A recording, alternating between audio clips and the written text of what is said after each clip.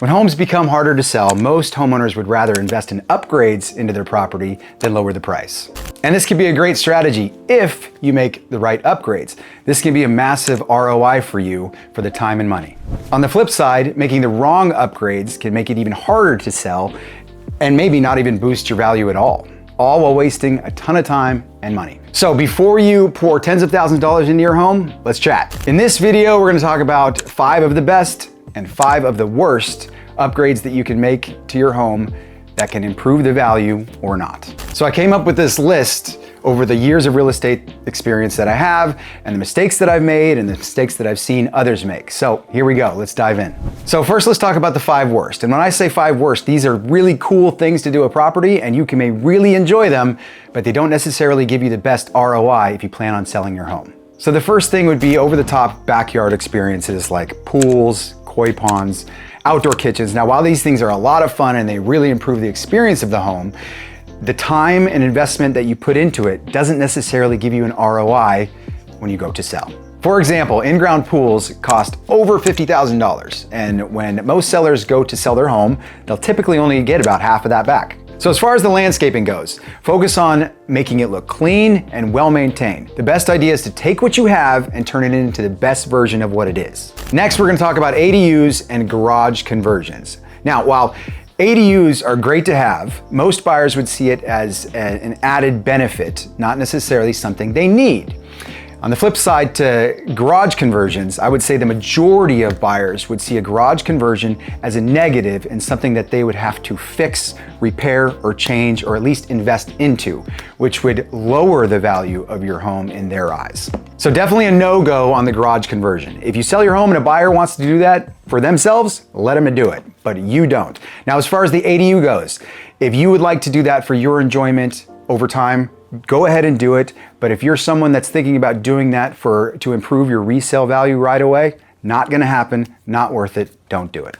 Next is solar panels. So solar panels are great and they're something that's gonna save you a lot of money over time. But buying them and putting them on a home to improve the resale is not going to help you. You're not gonna get your ROI, especially if you decide to lease solar panels and have them on your roof can actually be a big negative in the buyer's eyes and become a problem in escrow. So just don't do it, it's not worth it. So another thing we see is people combining bedrooms to have a bigger master bedroom, typically. Now, while this is a great experience for you as a homeowner, it also lowers your bedroom count, which lowers your appraised value. So don't do it. It's not going to be a good ROI, and it can be kind of a difficult thing to change back depending on how you do it. And for the 5th and final thing, if you're someone that's thinking about putting in a built-in entertainment system, don't do it. It's not gonna give you an ROI. And what I mean by built-in is speakers built into the walls, TVs built into the walls, things that are kind of permanent with the house. That's not what we're seeing people doing these days. Everything is kind of floating or wireless, and the technology is changing so fast that it doesn't necessarily give you an ROI. So just stay away from that. Let the buyer choose what they want. Now let's talk about the 5 best things to do.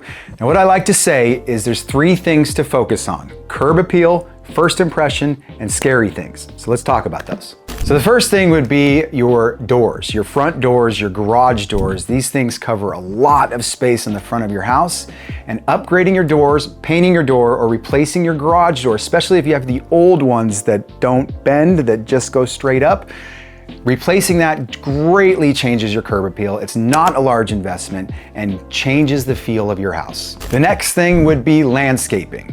Taking your existing landscaping and making the best it can be. What I mean by that is cutting things back that need to be cut back. Putting grass in, mulch in, flowers, creating life, creating color. It's not a large investment, but again, greatly changes your curb appeal, greatly changes your first impression, and has a huge ROI on it. Now let's move into the kitchen. So a lot of people think if they remodel the kitchen, they're gonna get a huge ROI. Now, if you remodel the right parts of the kitchen, yes. Now you can't guess what kind of countertops, what color they want, what kind of cabinets they want. You can't, those things are just too hard to guess what a buyer's gonna want. But what you can do is, we've seen a lot of kitchens that are beautiful kitchens and have old appliances. Those appliances are very eye-catchy. So we would suggest putting together an appliance package, which means oven, dishwasher, refrigerator, microwave, things like that are all matching, look good, modern, new, and match your kitchen. That'll make your kitchen look 10 times better, huge ROI. Now, painting your house, whether it's inside or outside, can make it look brand new. So outside is definitely gonna change your curb appeal and your first impression. Inside is going to change your first impression, your smell. It's gonna smell brand new. It can be kind of painty, but that's also makes it smell a little bit brand new. Along with your kitchen appliances, your new doors, and your landscaping, you add paint to it. Gosh, you got a brand new home, not a huge investment, huge ROI. And the last thing is staging. Staging can greatly increase the value of your home when you're selling it. Now, when do you use staging? If you're gonna move and you have old furniture or furniture that doesn't really match what we think the buyer is going to be for your home, if you're gonna move, just move. Get your stuff out of there, have stagers come in, and they can make your house look brand new.